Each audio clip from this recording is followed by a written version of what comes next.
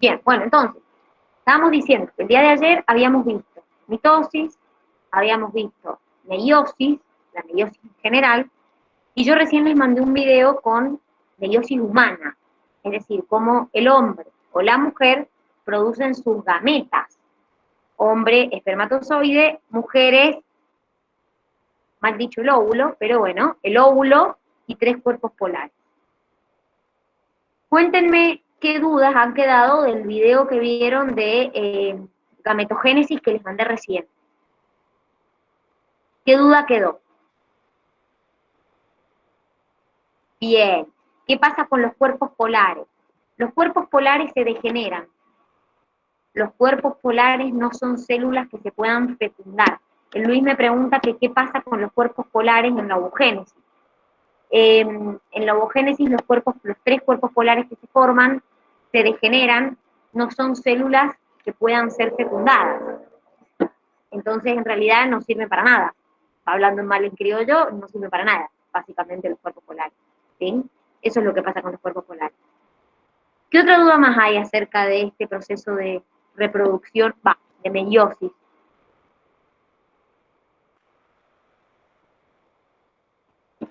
Perdón, no entendí lo que...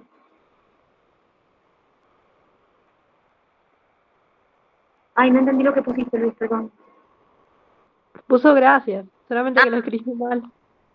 Gracias por ser mi traductora. O sea, necesito a alguien que me diga qué dice y también alguien que me diga grabar, porque ya estoy en una edad donde ya no entiendo ni lo que dice, ni qué grabar, ya estoy perdidísima.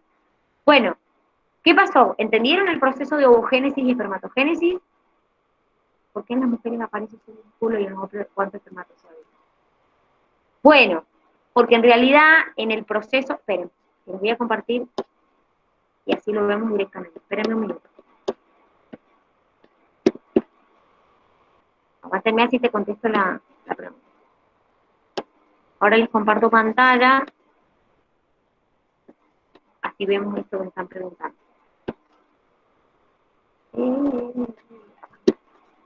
Bien.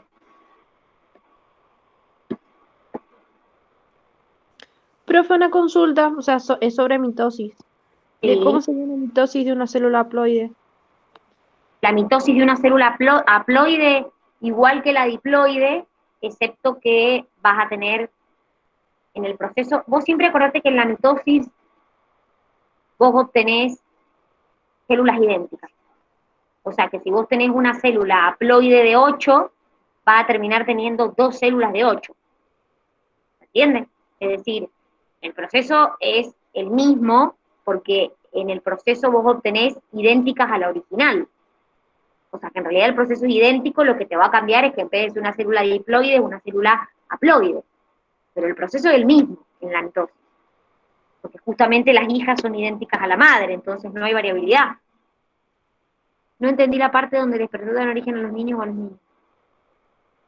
Ah, bueno, ahora lo explico, Ailu. Ahora explico el tema de la espermatogénesis y la ovogénesis que me está preguntando. Miren, esto que tienen acá es la espermatogénesis en el hombre. ¿Se ve el puntero?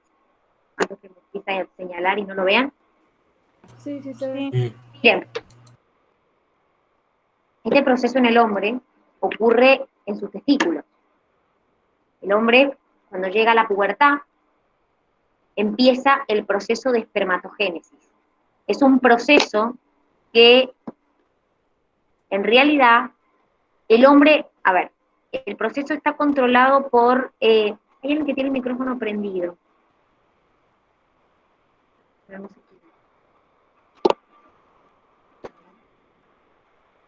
Bueno, fíjense, el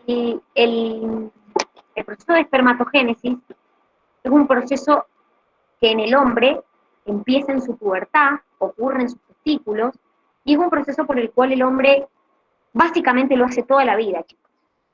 Es decir, si bien está regulado por la testosterona, que es una hormona en el hombre, y los niveles a medida que el hombre empieza a envejecer, los niveles de testosterona caen, se reducen, el hombre produce espermatozoides toda la vida. Por eso encontramos hombres de 80 años que son padres. Entonces, esta es una de las diferencias más importantes que tiene con la mujer.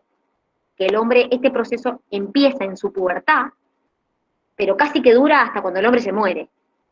Y ese proceso, Pero, profe, dime tú, o sea, el hombre no pierde fertilidad mientras más grande sea. es lo que O sea, estoy mientras más diciendo. edad tenga.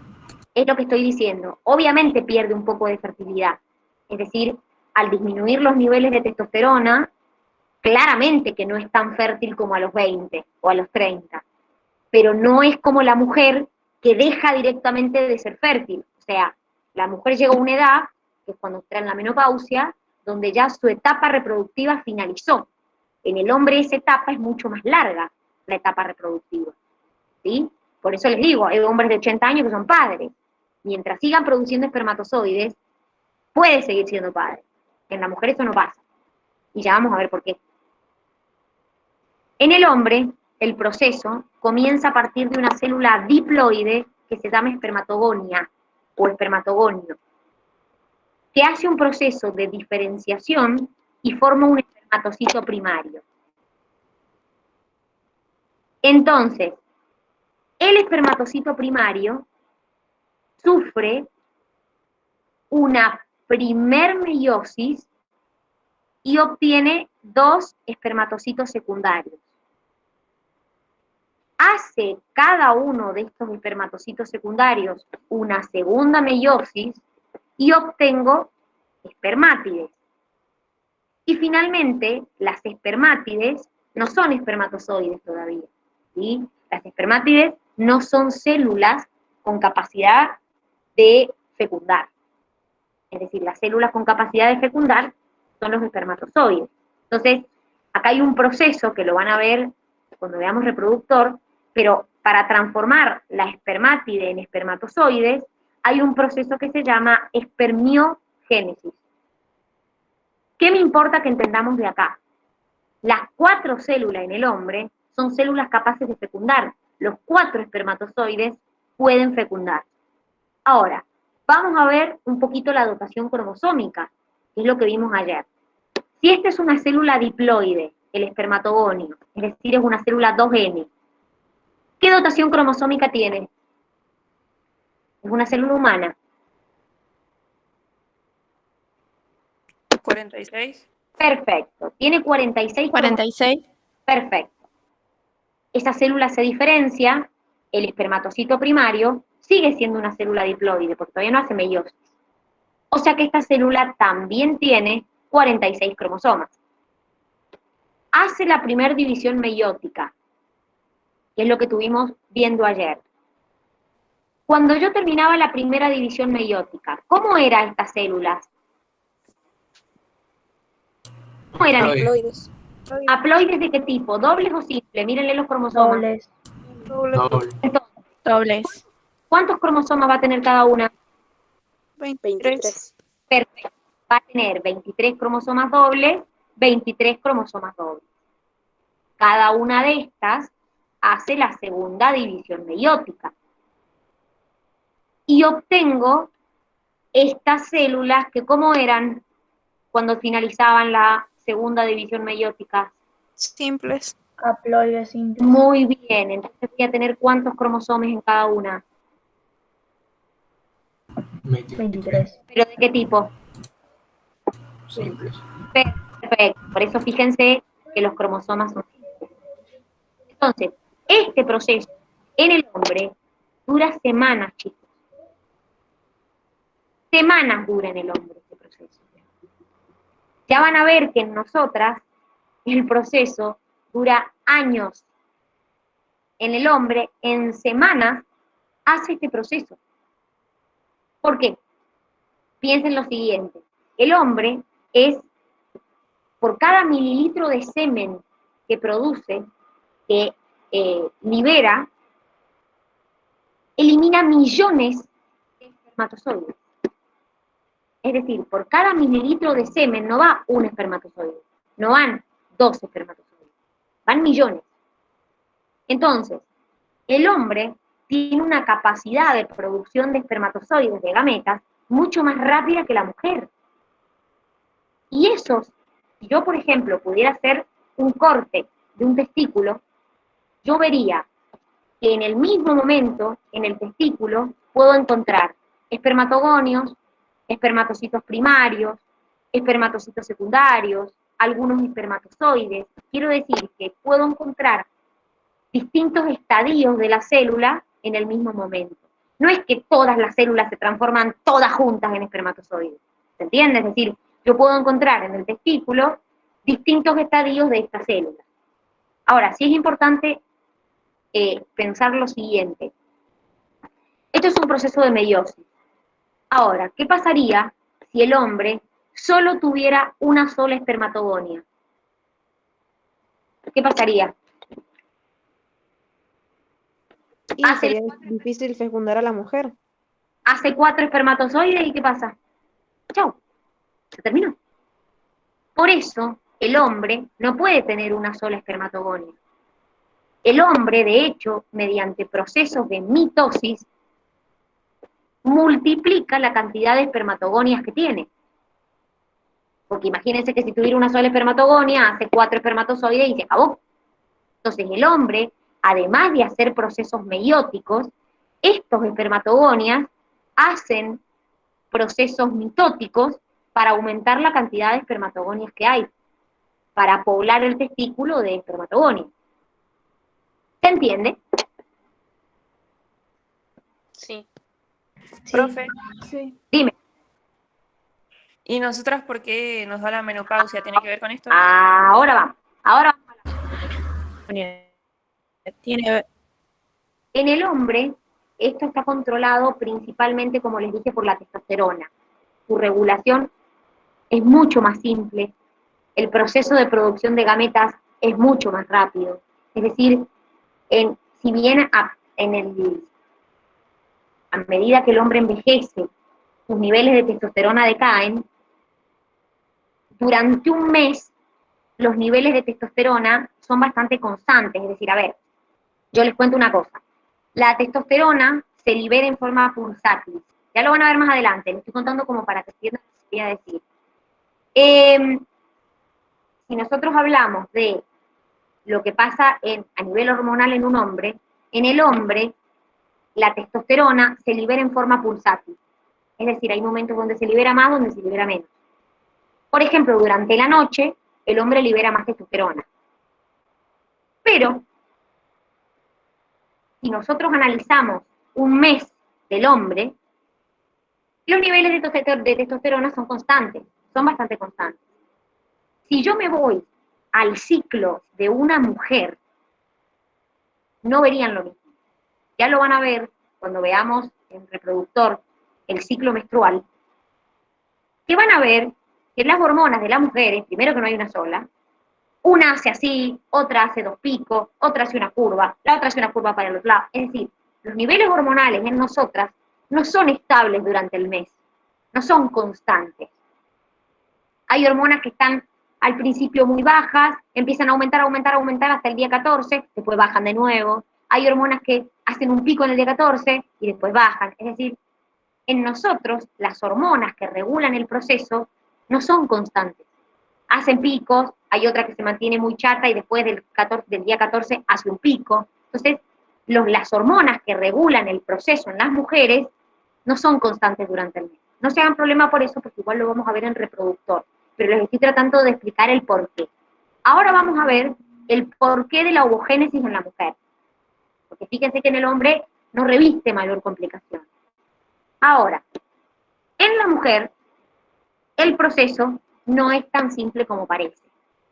Ojalá fuera así de simple, pero no lo es.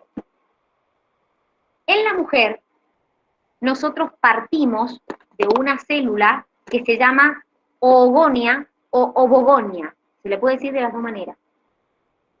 Esta célula es una célula diploide. Hace un proceso de diferenciación y forma un ovocito primario. Este ovocito primario también es diploide. Ahora, la mujer hace una primer división meiótica y obtengo un ovocito secundario y un cuerpo polar. ¿Cuál es la diferencia con el hombre? Que en esta primer meiosis cuando se separa el ovocito secundario y el cuerpo polar, no tienen el mismo tamaño como pasaba con las gametas en el hombre. Los espermatocitos secundarios en el hombre son iguales. En la mujer, el ovocito secundario es mucho más grande, tiene más organela, tiene más citoplasma y el cuerpo polar es más pequeño. Ahora, escuchen bien lo que les voy a decir, por favor. En una mujer, el proceso empieza dentro de la panza de nuestras madres. Cuando una mujer está dentro de la panza de su mamá, a los 3 meses de vida intrauterina, la mujer empieza este proceso, empieza la primer meiosis y se detiene. Puntualmente se detiene en la profase 1 de la meiosis 1. Y nacemos las mujeres con ovocitos primarios detenidos en profase 1. Así nacemos. O sea que nosotros tardamos años en hacer este proceso. No es como el hombre que en semanas se lo hace. Entonces, cuando una mujer nace con una cierta cantidad de ovocitos primarios detenidos en profase 1 de la primera división meiótica. Así nacemos. Eso es todo lo que vamos a tener durante toda la vida. No hay más. Una vez por mes, uno de estos ovocitos primarios que está detenido en la profase 1 va a completar esta meiosis y va a formar un ovocito secundario y un cuerpo polar. Va a ocurrir la segunda división meiótica y otra vez se detiene. ¿Saben cuándo se completa la segunda división meiótica? Cuando este ovocito secundario es fecundado. Profe, Aguantamos un minuto y ya te contesto tu duda. Este ovocito secundario, chicos, si yo no lo fecundo, nunca completa la segunda división meiótica. Entonces lo libero como ovocito secundario detenido. Para yo obtener un óvulo y el otro cuerpo polar, este ovocito secundario tiene que haber sido fecundado por un espermatozoide. Entonces, la segunda división meiótica empezó, pero se detiene. Si un espermatozoide lo fecunda, se completa. Si un espermatozoide no lo fecunda, yo nunca llego a formar un óvulo. O sea que en realidad las mujeres no ovulamos, ovocitamos. Porque en realidad, para formar el óvulo y el cuerpo polar, esto tiene que haber sido fecundado. Si no, nosotros liberamos el ovocito secundario detenido. Pero a mí lo que me interesa que entiendan de acá, y esto ya lo vamos a volver a ver en reproductor, es que entiendan que en el hombre estas 4 células eran células capaces de fecundar. En la mujer, estas células no sirven para nada. Se degeneran todas. De hecho, puede que esta división ni siquiera ocurra. Es decir, puede que el cuerpo polar nunca se vuelva a dividir en 2 más. Es decir, que la única célula útil para una mujer es esta, nada más. Y es importante que entiendan que nosotras no generamos permanentemente con los ovocitos primarios que nacemos detenidos, es lo que tenemos toda la vida, chicas. Y con lo que hay, es lo que hay. Lo único que hacemos desde acá en adelante. No generamos más ovocitos primarios que los que ya tenemos. Entonces, piensen que un ovocito primario con el que yo nací, imagínense una mujer de 45 años, hace 45 años que tiene este ovocito primario detenido en la primer meiosis. Entonces, uno de estos por mes completa la meiosis 1 y se divide. Por eso, a medida que la mujer va creciendo, también va perdiendo fertilidad. Porque piensen que una mujer que tiene 60 años, más allá de sus niveles hormonales, el ovocito secundario hace 60 años que está, el ovocito primario, perdón, hace 60 años que está detenido. ¿Se entiende lo que digo o no? Sí. Sí. Bien. Profe, yo le quería preguntar, ahí que dice la meiosis 1, ¿vendría a ser como la ovulación?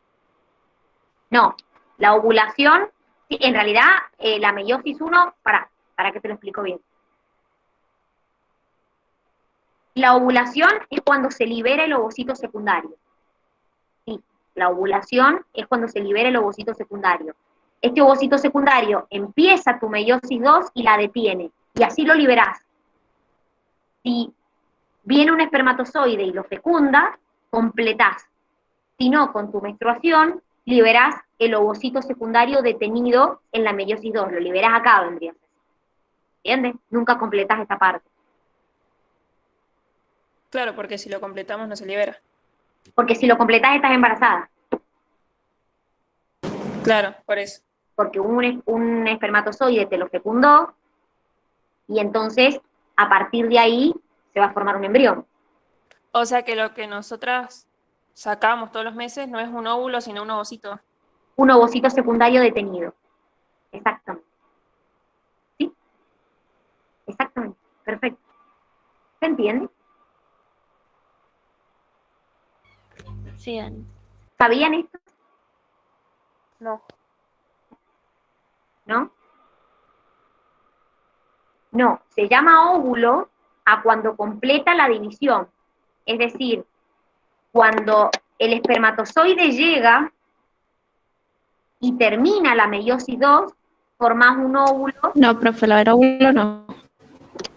Es decir, cuando el ovocito secundario que lo detuviste, llega un espermatozoide y ahí sí completás toda la meiosis y formás un óvulo y un cuerpo polar. Si vos no viene un espermatozoide y te lo fecunda, vos liberás este ovocito secundario detenido. No liberás óvulo, porque nunca llegaste a formarlo.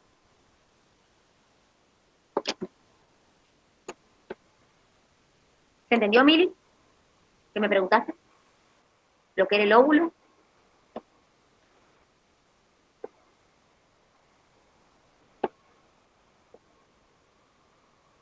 Bueno, chicos, ¿alguna duda de lo que hemos visto?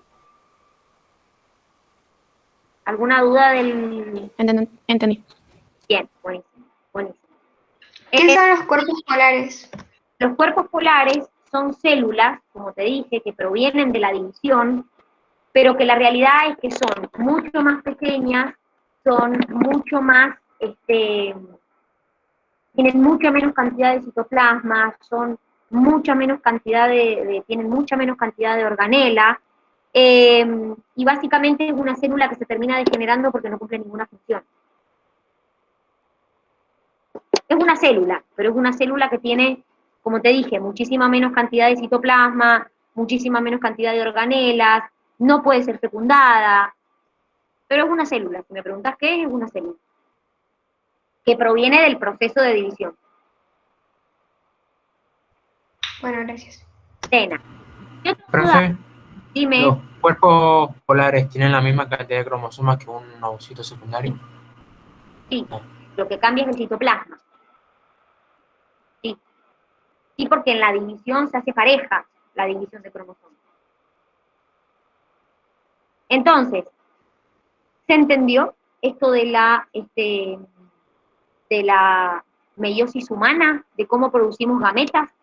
Entonces, ¿qué pasa? Yo voy a producir un espermatozoide con 23 cromosomas, un óvulo con 23 cromosomas, se van a unir y me van a hacer un individuo ¿de cuánto? 46. Perfecto, de 46. Por eso, las gametas nuestras tienen que ser haploides, para que cuando yo las uno, me haga individuos diploides. Por eso es que el espermatozoide y el óvulo o ovocito secundario tienen que ser haploides, porque si no, no me formaría en un individuo diploide. ¿Se entiende? ¿O no? Sí, profe. Bien, bien, buenísimo, buenísimo. Bien, muchachos, lo último que nos queda por ver de esta unidad es algo que tienen a continuación de la meiosis humana. Les voy a mandar una foto al grupo para que vean que lo que sigue a continuación es el cariotipo. El cariotipo es un estudio que se hace, ahí se los mandé al grupo, fíjense, es un estudio que se hace para determinar o para analizar los cromosomas de una persona. Se toman linfocitos de esa persona, se estimula su división celular y se lo detiene en metafase. Entonces, yo a través de ese estudio, de ese cariotipo, puedo ver, fíjense la foto, todos los pares de cromosomas formados y puedo analizar qué cosa. Puedo analizar la forma, puedo analizar el tamaño, puedo analizar el número de cromosomas, porque por ejemplo yo puedo observar que en el par 21 hay un cromosoma de más, y eso se llama síndrome de Down. El síndrome de Down es una trisomía en el par 21, es decir, esa persona en el par 21, en vez de tener 2 cromosomas, va a tener 3. Entonces, a partir de estos estudios, estudios que se hacen, se pueden observar los cromosomas. Ojo, que no es la única alteración que puede haber.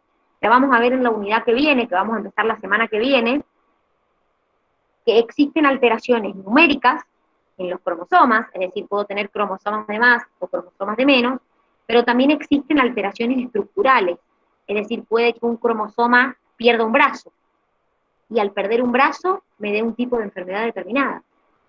Entonces, mediante estos estudios cariotipo, se puede analizar los cromosomas de esa persona determinada. ¿Sí? Ahora, ¿por qué puede pasar? A ver, espera que me está preguntando. Ay, Lu, ¿por qué en la imagen? ¿Por qué en la imagen del apunte de clase me sale 44XX en la ovogénesis y en la espermatogénesis XY? Porque acordate, Ailu, que nosotros tenemos 22 pares que son autosomas y el último par de cromosomas es el sexual. En la mujer, el último par de cromosomas es XX y en el hombre, el último par de cromosomas es XY. Entonces, fíjense de hecho ahí, en la imagen que les mandé del cariotipo, que el último par dice XY, quiere decir que esto es un hombre. Sí, Cami, pueden ocurrir alteraciones en cualquier par de cromosomas, ya sea numérica como estructural. Sí. Fíjense que en la imagen que les mandé al grupo, en el par 23, tengo un cromosoma X y un cromosoma Y. Eso quiere decir que es un hombre. Yo tengo 22 pares de autosomas y el último par es el par sexual, que puede ser XY en el hombre o XX en la mujer. ¿Sí? Ahora, ¿por qué puede ocurrir, por ejemplo, que una persona tenga cromosomas de más o tenga cromosomas de menos? Puede ocurrir por un proceso que se llama no disyunción. Ahora les voy a mandar una foto al grupo también para que la vean. Igual está en el cuadernillo, pero se las mando para que la vean todos. Fíjense en la imagen que les mandé al grupo. Fíjense la imagen que les mandé. Si se fijan, ¿qué significa una no disyunción? Una no disyunción significa que, por ejemplo, en una mitosis o en una meiosis, cuando, por ejemplo, imaginémonos la meiosis. Vieron que en la meiosis, nosotros en la anafase 1 separábamos cromosomas y en la anafase 2 separábamos cromátides. Puede que, por algún motivo, no se separen los cromosomas o no se separen las cromátides. Miren en la imagen que les mandé, fíjense que en la meiosis 1, perdón, en la meiosis 2, hubo una no disyunción. Entonces fíjense que los cromátides no se separaron. Entonces, como no se separaron, fíjense que la célula, en vez de tener 2 cromosomas y 2 cromosomas, hay una que tiene 3 y una que tiene 1. Entonces, esas gametas que se forman, hay una que va a tener 3 cromosomas y otra que va a tener 1. Entonces, generalmente las alteraciones, hay muchos motivos, pero las alteraciones numéricas que se producen porque hay una mala separación, una no disyunción de los cromosomas, ya sea en la mitosis o en la meiosis, en cualquiera de los dos. Y en la meiosis puede ser en la primera anafase o en la segunda anafase. Entonces eso hace que la persona tenga más cromosomas o menos de lo que debería tener. ¿Se entiende? Sí. Bien, bien. Sí. Ahora, lo último que, no se preocupen por el tema de las enfermedades cromosómicas, porque en la unidad que viene vamos a ver todas las alteraciones cromosómicas, numéricas, estructurales, y vamos a ver cómo se llaman las enfermedades, qué síntomas me da o qué características tiene esa determinada enfermedad, porque por ahí la única que se conoce es la enfermedad 1, la más conocida. En realidad hay un montón, chicos, de alteraciones, que pueden ser, como les dije, numéricas o que pueden ser estructurales. Vamos ahora a la última parte de la unidad, que si se fijan, la última parte de la unidad nos habla de la reproducción sexual. Es decir, básicamente nos dice los beneficios o los mecanismos por los cuales se obtiene variabilidad. ¿Qué significa que se obtenga variabilidad? ¿Qué significa que haya variabilidad entre las personas? O entre los individuos o entre los seres vivos. Que no tengan el mismo ADN. Exacto, que somos distintos, que genéticamente somos distintos. Esa variabilidad genética ocurre por 3 factores. Por el crossing over, por la fecundación y por lo que se llama segregación al azar. Miren, les voy a mandar la imagen también para que vean. Está en el cuadernillo, está en el apunte de clase, está en los dos, pero para que no perdamos tiempo buscándolo, ahí les mandé la imagen a donde está. Fíjense, los individuos no somos todos iguales, gracias a Dios. Esa variabilidad, hay factores que favorecen esa variabilidad. Por ejemplo, el crossing over. ¿Por qué el crossing over? Porque cuando nosotros hacemos el proceso de fecundación, se une una gameta femenina y una gameta masculina.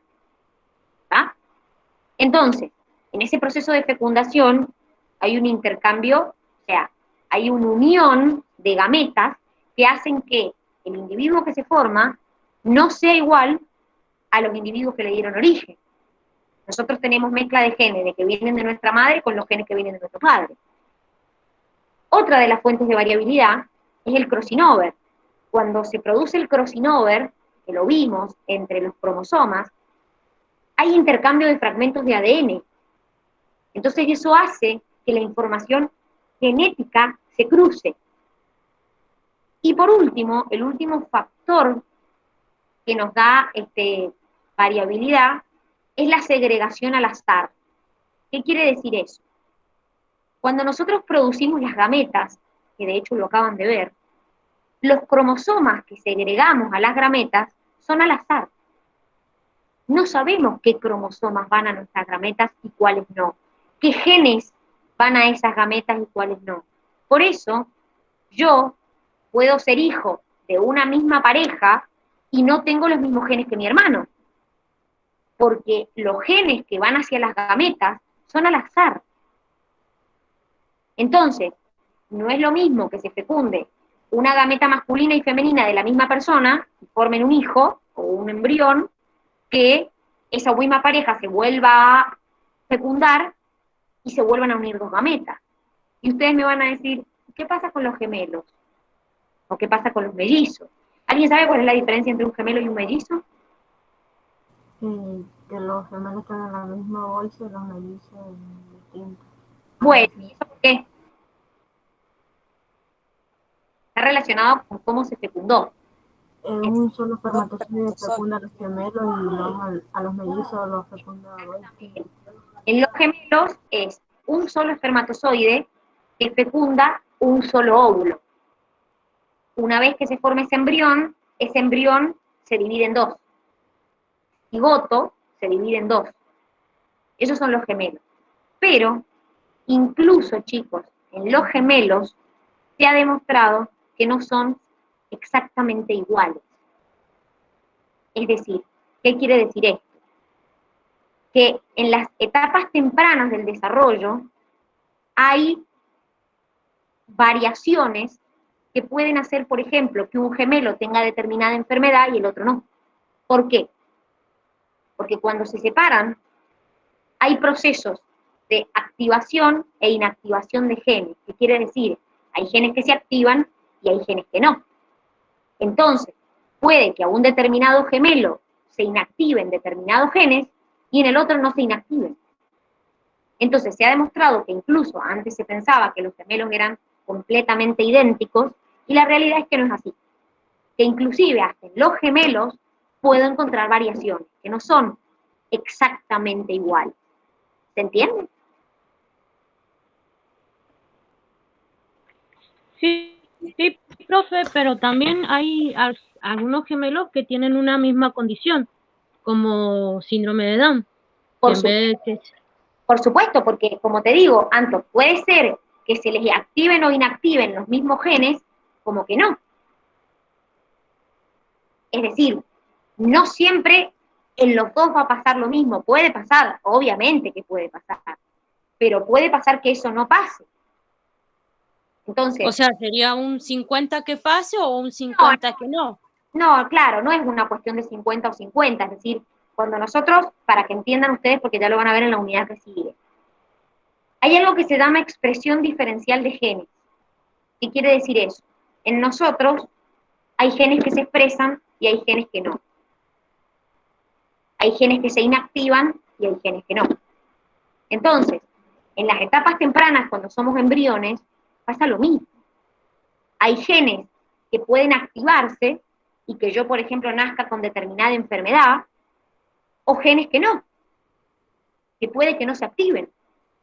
Entonces, lo que nosotros queremos que entiendan es que la variabilidad se da siempre mediante un proceso de reproducción sexual, cuando se une una gameta femenina y una gameta masculina, porque hay crossover, hay fecundación, hay segregación al azar. En un proceso de reproducción asexual, esto no pasa. Porque, como veíamos ayer, en un proceso de reproducción asexual, el individuo que nace es idéntico al individuo que le dio origen. Entonces eso no favorece la variabilidad. Son idénticos. La reproducción sexual sí favorece a la variabilidad. ¿Se entiende o no? Sí. Entonces los mellizos se forman en dos óvulos distintos y los gemelos en uno solo que después se divide. Claro, el gemelo es un espermatozoide, un óvulo, forma un cigoto y ese cigoto se divide en dos. En el Claro. mellizo son dos. Ujú. Sí, sí. Profe, Dime. ¿puede que haya una malformación cuando se separa el cigoto? Sí, puede haber malformación en cualquier momento, sí. Sí puede haber. Sí. Sí, de hecho, chicos, lamentablemente, un poco lo hablamos el otro día con la Gise, el azar, los genes, yo siempre les digo a los chicos lo mismo, por ahí suena medio horrible, pero los genes son una cagada, básicamente. ¿Por qué? Porque es azar. La mayoría de las cosas son azar, chicos. Entonces, básicamente, cuando uno forma sus gametas, supongamos un hombre forma 4 gametas, o una mujer que forma 3 cuerpos polares y un óvulo. Yo no sé en estas gametas qué genes van y cuáles no. Y no solamente eso, que yo no sé, supongamos, de los 4 espermatozoides que formé, cuál realmente es el que va y fecunda el óvulo. Entonces eso incrementa aún más la variabilidad. Porque justamente es todo azar. Es todo cuestión de azar. Y no solamente los genes son azar, qué genes heredamos y qué genes no, sino también cuáles se expresan y cuáles no. Las mutaciones también son azar. Entonces, es como que hay cosas que lamentablemente no podemos controlar, ¿sí? Que son cuestión de azar. Entonces nos puede tocar como no. Yo un poco lo hablaba el otro día con una de las burbujas con las que estuve, que estábamos hablando de esto de se expresa, no se expresa, y yo les decía, yo puedo tener genes en mi ADN que no se expresen nunca en mi vida, o que en determinado momento dejen de expresarse, o que en determinado momento empiecen a expresarse. Entonces, los genes los puedo tener. Ahora, que se expresen o no se expresen son dos cosas aparte. Y eso es lo que uno no puede controlar. Es más, vienen estudios genéticos que a uno se le hacen, se pueden hacer, se hacen acá en Mendoza, no es que gran estudio, donde uno le sale, por ejemplo, qué posibilidad tenés de tener distintas enfermedades, diabetes, celiaquía, no sé. Que yo lo tenga en mis genes no quiere decir que en algún momento esa enfermedad se exprese. Entonces, bueno, es un poco esto de, eso se llama expresión diferencial, que en algunas se expresen algunos tipos de genes, o en algunas células se expresen algunos genes, o que no se expresen. ¿Se entiende? Pero nos fuimos un poco por las ramas. Nos metimos mucho en la genética y eso es la unidad que viene. ¿Sí? A mí me interesa que entiendan la meiosis. Me interesa que entiendan cómo se forman los espermatozoides o cómo se forman los ovocitos. Eso es lo que vamos a rendir la semana que viene. Que de hecho mañana vamos a hacer el TP evaluatorio de esto. Así que por favor les pido que para mañana lean esta unidad, porque mañana vamos a hacer el TP. Y cuando terminemos el TP, vamos a hacer la corrección del TP. Entonces lo ideal sería que para mañana puedan leer esta unidad, porque además recuerden que hay chicos que, primero que todos rinden la semana que viene, pero hay algunos que rinden el lunes.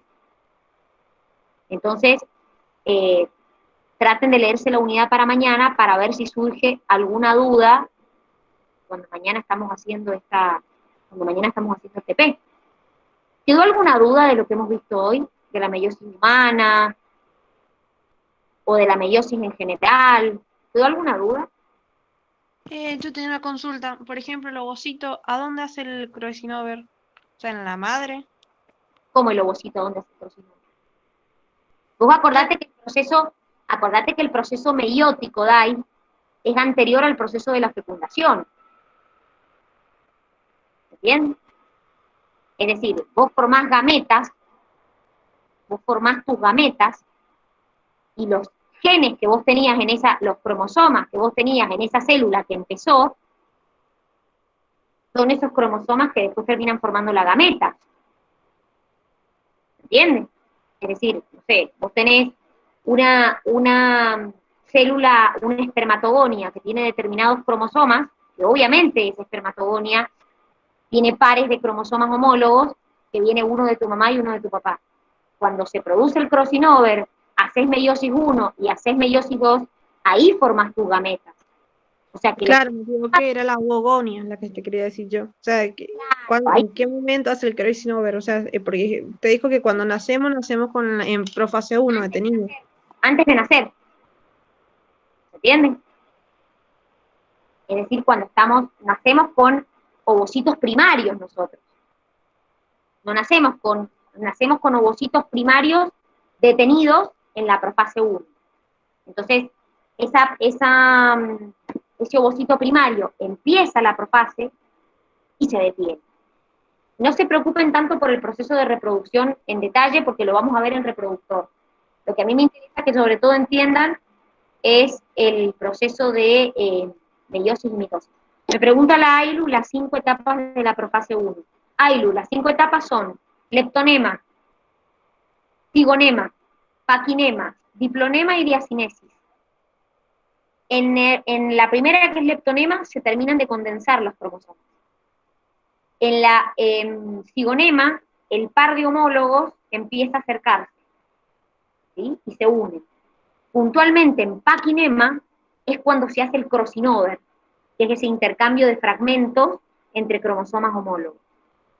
En la diplonema, esos cromosomas que se habían unido intentan empezar a separarse, se separan, pero quedan unidos en los puntos donde hubo crossing. Es decir, los puntos a donde se produjo el intercambio, los cromosomas quedan unidos, y esos puntos se llaman quiasmas. Entonces, los cromosomas, cuando hacen el crossing over, no se separan los dos por completo, quedan unidos por los puntos donde hubo entrecruzamiento. Esos puntos se llaman quiasmas. ¿Se entendió, Ailu?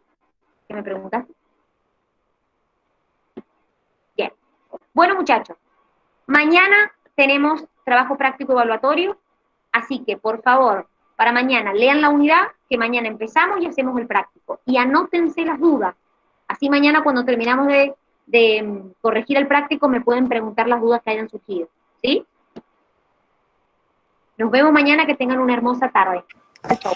Nos vemos, profe. Chao. Chao, profe.